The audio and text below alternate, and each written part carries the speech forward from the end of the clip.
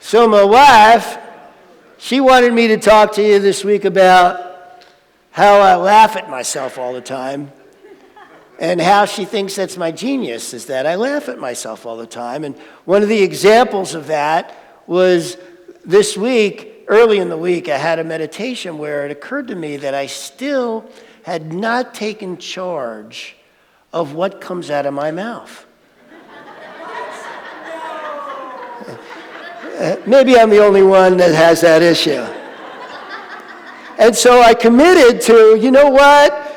69 years old, it's really about time for me to take charge of what comes out of my mouth. So there I am in my meditation, and I make this commitment, and then just as I finish the meditation in the other room, less than 10 minutes later, my wife is on the phone, and Ash has this way at the end of her calls of saying much love. She's been doing that ever since I've known her, and I've been making fun of her about that for, the past 10 years. And so I thought, and so there she was on some phone with somebody going, and much love, and I'm in the other room going, much love, and I'm going, not even 10 minutes? I couldn't even make it 10 minutes before something came out of my mouth that isn't really how I want to be. I'm like, oh my God, I'm cracking up. I'm laughing so hard. I'm going, oh my God, I couldn't even make it 10 minutes. Isn't that hilarious? I was laughing too. Yes, she was laughing too.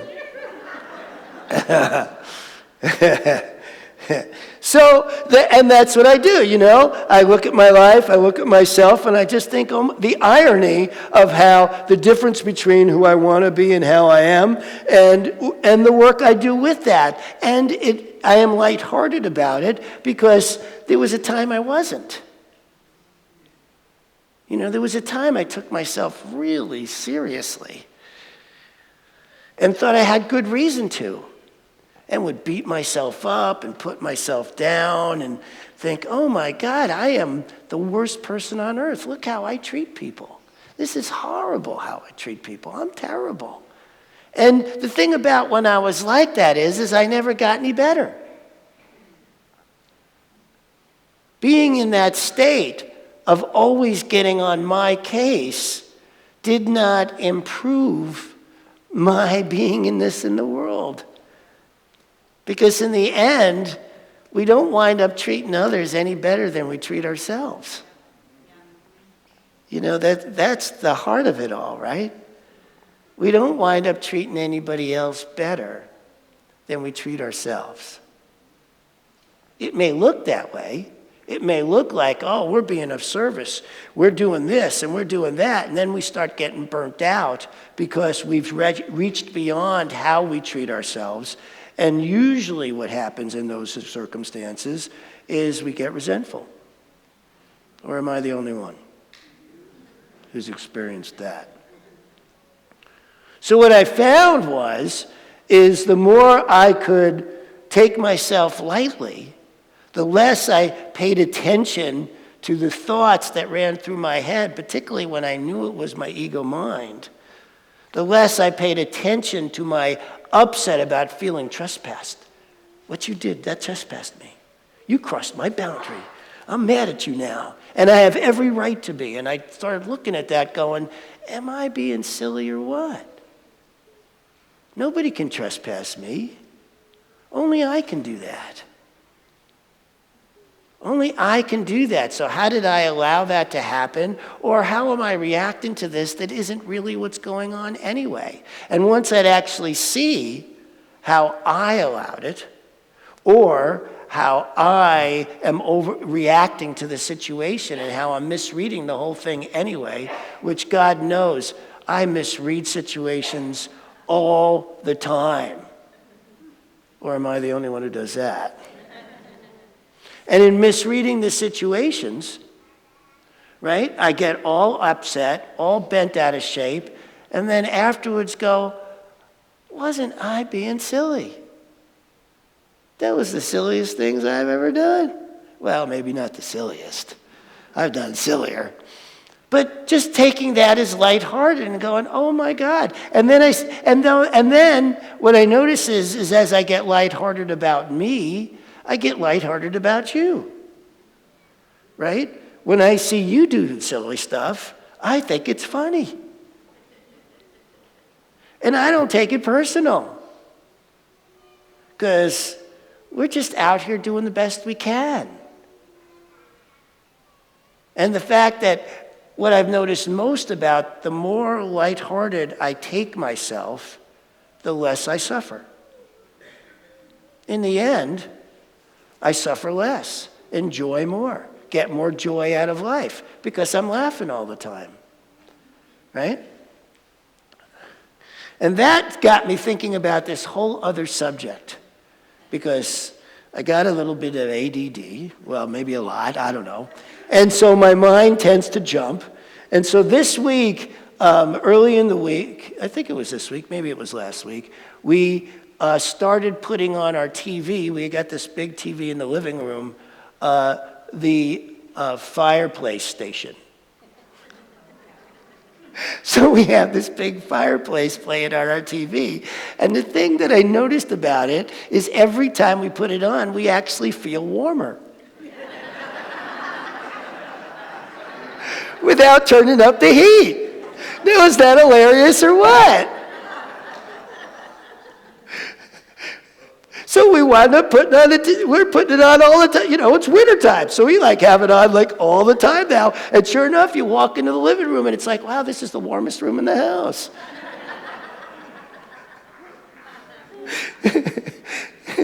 And so that got me thinking about the placebo effect. Because isn't that what that is? All we're doing is looking at a fire and we feel warmer. I'm not saying we as in all of you. I don't know if that happens to you. I just know that was happening to us, right? So I'm in there and experiencing this, and it got me thinking about how all those pharmaceutical companies spend all that time and money to make sure that they're pushing the placebo effect aside to prove how effective their drug is. Because people can't make money on the placebo effect. And so science has done its best to discount it. Medicine has done its best to discount it because they can't make money on it. And so what happens is folks, because they're discounting it and people believe so deeply in science, we tend to not work at it. We don't work at developing the placebo effect. And yet, that's what we teach here. In effect, that's what we teach here. We teach here how to use our minds, our embodiment, to create a better life. To create more of what we want in the world. Basically, using the placebo effect. Does that make sense? Do you see where I'm going with this? And so I see them as connected, and then I started thinking about, well, where in my life have I applied this? Have I really worked at this? And the first thing I always come up with is the sweat lodge, right? You get into a sweat lodge where they're just with these red hot rocks that are in the center of the pit. The water pourer is throwing water on those, so it's steaming up like crazy. And I have been in sweats that have been so hot that my skin has literally started to bubble up. I mean, this is hot. This isn't fake, right? I was in this one sweat lodge once with some Lakota sun dancers. I was the only white guy in there. And these are big dudes. These are not small people. And we're in this sweat lodge, and I'm thinking to myself, boy, for a Lakota sweat, this feels like they're not really pouring. They must have decided to keep this one because I was in here kind of, cool. And then when the door came up, every one of the sun dancers' faces were in the dirt. They were staring up at me like what was going on, since I was just sitting there going, that was nice. And I think that sacred space, when I was thinking about this, this week, I was thinking how sacred space really helps create that, right? when we create sacred space, it puts us in a place, a transcendental space where things like that can occur, where you can be in situations where the physicality of it, walking across fire. Right? How many of you here have ever walked across fire? Maybe we can change that and have more of you do it. I've been talking to somebody who leads those kinds of things about coming up here and doing that for us. Because you got to experience that to really understand. There's this great saying from people who have walked across fire. They give you a card, or at least the one I was at, one of the ones I was at. I've walked across fire. I've gone to 13 fire walks. I've walked 8 times. Never once with a single mark on my foot. Not once. And I've read all these details about the physics of it and how that might be possible in the realm of science. And I've made sure that when I've walked, I've gone against that science every time. You know, they talk about the speed of which you walk, or how you place your foot on the coals. And I have made sure that I have walked in fact, the last time I walked was, I'm really shocked I didn't get burned the last time I walked. I was at a fire walk in Asheville where there were all the leaders, all the ministers who lead our movement were there.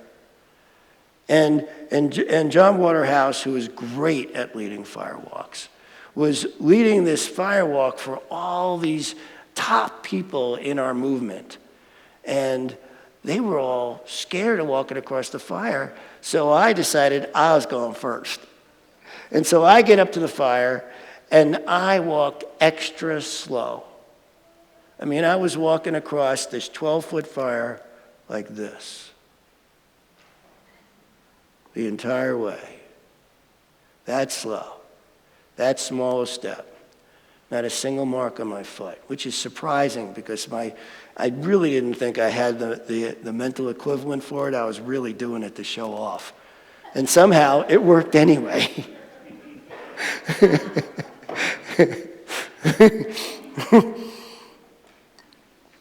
Just goes to show you don't got to do this perfect to make it work.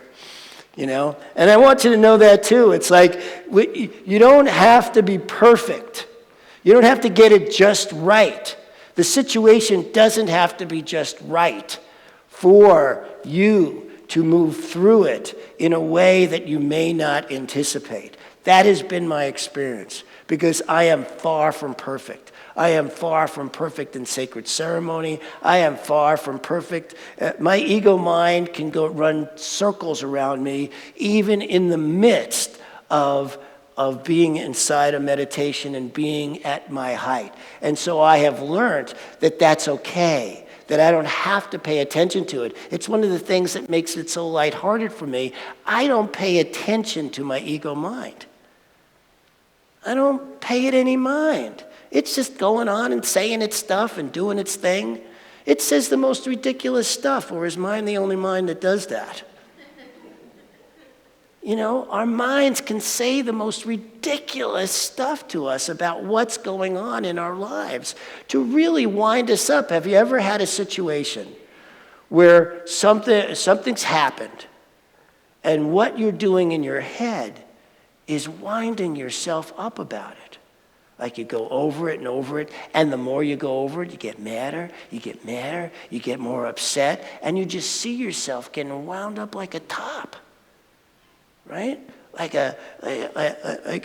winding up. Remember I don't know. There are some here who will remember winding wristwatches, where you could overwind them and then they broke. They snapped.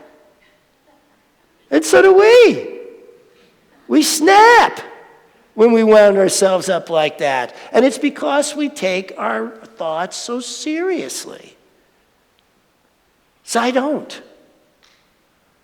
If I see myself getting wound up, I go for a walk. I'll change the subject in my head. I'll go do anything because I don't even want to listen because it's just winding me up. And it's never the truth. You ever get wound up about something? I mean, really wound up about something? And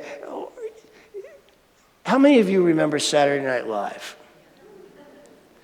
The woman who used to, it was Gilda Radner, used to call up as a character. And she would be all wound up about something. And then Chevy Chase would, after she let out and went on and on and on about it, Chevy Chase would go, no, that wasn't the subject, it was this. And she'd go, oh, never mind, and hang up. Have you had that experience where you get so wound up about something and then found out that what was really going on wasn't that at all? Or am I the only one?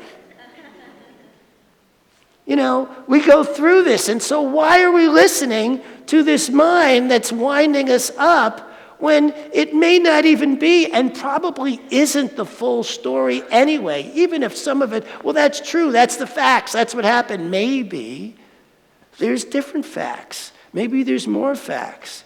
I used to get together. I am considered a liberal Democrat in the States, and I had this really good friend who was a conservative Republican, and we used to get together, and what we would do is we would bring our stats and statistics.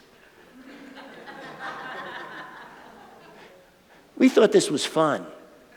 We did this for fun, right? We'd come together, and sure enough, we'd have completely different stats and statistics from different sources that were the same thing. And we'd look at, and we got so used to that idea that that's what was going to happen that at some point we said, let's forget the stats and statistics. Because the reason we were getting together was to talk about politics. We actually enjoyed it. And so we'd get into these conversations, but we gave up on the stats and statistics because either of us at any point could bring stats to support our stance that were completely different from what the other guy was bringing. They're out there. Who's right? Confirmation bias. So whose mind are you listening to? I've discovered I have two minds. I do. I have two, not one. I have the ego mind, which can drive me crazy at any moment if I let it. And then I have my higher self, which is a much softer voice. It will never argue with my ego. It won't argue. It won't get into the argument. But it's there. I can feel it. I mean, now I'm really good at not shifting the ego mind off, but at least paying attention to the other one. Right? The ego mind's still going crazy. My emotions may still even be locked in with what's going crazy. But there's this other thought going on. And that other thought is always the truth. Like, we are powerful, creative, spiritual beings. Like, my life works, even if it's not looking like it right now. And it's not looking like it because I'm looking at it through the lens of my ego mind. If I'm looking at it through the lens of my ego mind, I'm going to be pissed. Maybe that happens to you too. Right? But that's the red flag for me now.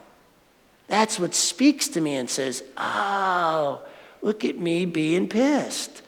I'm not looking at this through my right mind. Since I got two of them. And so do you. We all got these two minds going on. How quiet is the one that knows your life is working? That knows the highest and best for you? I call it soul's intention. That's built into us. I had this idea years ago, and I still believe it, that we come into this world with some basic ideas about what we want to accomplish in our soul, not in the world, Not like how much money we're going to make or how all that's going to look, but there's something in our souls that is speaking to us, and then life unfolds to give us the lessons we need to develop the skills we need in ourselves to be that which we came here to be. That's what our soul is after. For us to become that awakened being that can see life through the awakened eyes, experience it. When I talk about that at the beginning of the service, I always start the service with, we are powerful, creative, spiritual beings, here to experience an incredible adventure on planet Earth. I believe that. I believe that in my deepest of deepest places. And when I forget that, that's when I'm listening to my ego mind that gets stuck in the physicality of it all. The placebo effect is what happens when we get beyond our physicality of it all, when we think there's actually something else going on here, and that we can create into that to have something new show up. I notice that I'm really good at doing that if I create sacred space. And so one of the things I've been doing lately in my meditation, I don't do meditation in a meditation space. I do it in the living room where there's the dog, there's the cat, there's my wife on her computer, there's all this stuff going on. I never know there's the snowblower outside. Whatever's going on. And so my job then is to say, this is now part of my meditation. This is now in my sacred space. And that's what I've been practicing lately, is including whatever is going on and reminding myself, this is now part of my sacred space, whatever it is. And then I forget that and get into the drama of it all. And I'm going, oh, now I'm back in my ego mind. Then I get to laugh at myself. Look at me, jumping back in my ego mind, where just 10 minutes ago I was talking about this is now part of my sacred space, how quickly I forget. But that's how it works, right? That's why it's called practice. And so I don't take it seriously when I forget, because I'm gonna. You're gonna. That's the thing about this work, right? If you get into this practice, and I totally, strongly invite you to, because it's powerful, and it can lead to things that others call miracles. And in those miracles, we get to see that it's actually part of everyday life when we get into sacred space.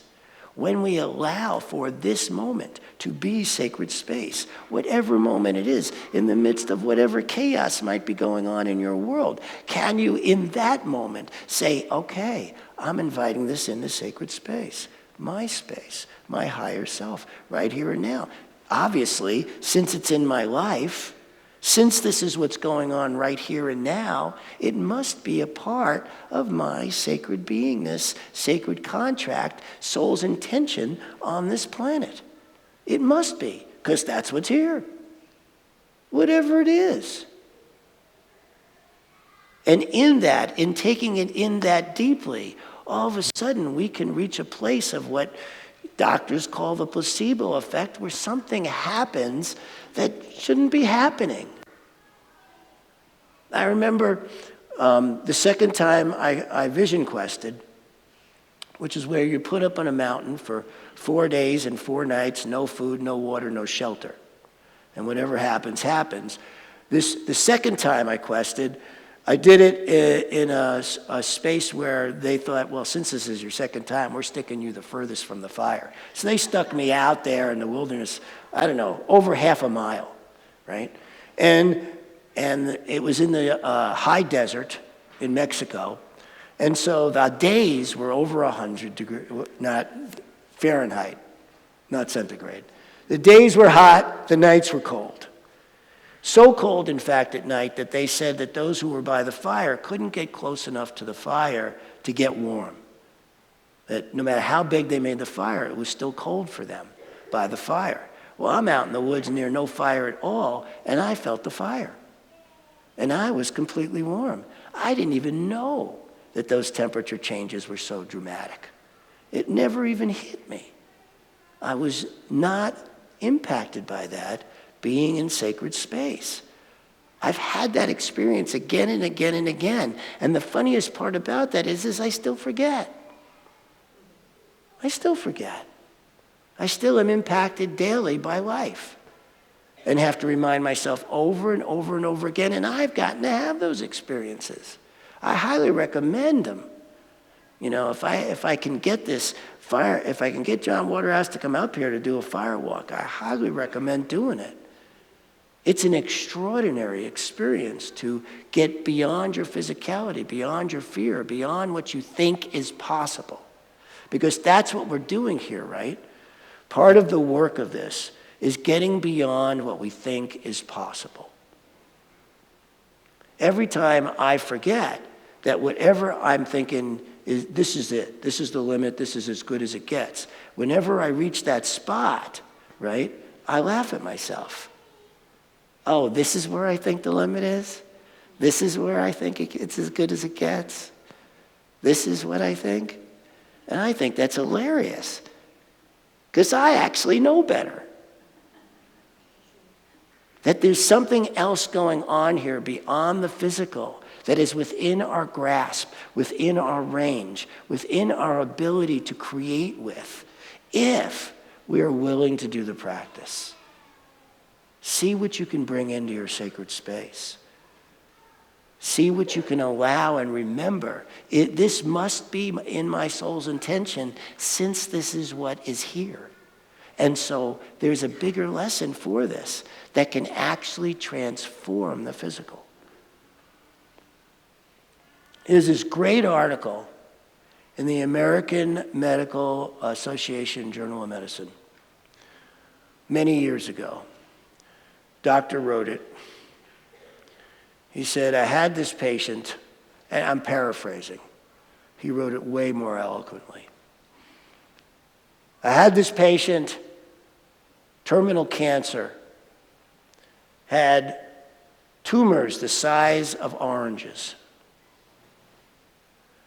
And he kept telling me about this treatment he was reading about that he thought could save his life. And I knew that treatment was just in trials, and the trials weren't even going very well, but he was so adamant, and I didn't think it could hurt, so I gave him the medicine. Within 3 days, the tumors went away. Within 2 weeks, he went home, fully cured. About 6 months later, the man read in a newspaper how the trials were not going well and the medicine wasn't being effective. The tumors came back, and he was back in the hospital within a week of reading that article and was once again terminal. The tumors were once again the size of oranges. Doctor said, so what I did was I told him, I lied to the patient and told him that they actually had come out with a new, improved version of the formula that was having great impact on people, and gave him a saline solution shot. Within 3 days, the tumors went away, and within 2 weeks, he was home, completely cured. About a year later, the man read in the newspaper where the trials had failed and the medicine was not going to be coming to market. Within 2 weeks, the man was dead.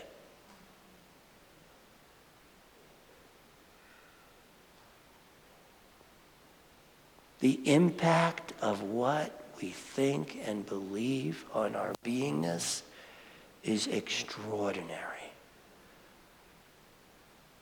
And it goes both ways. So what do you want to believe?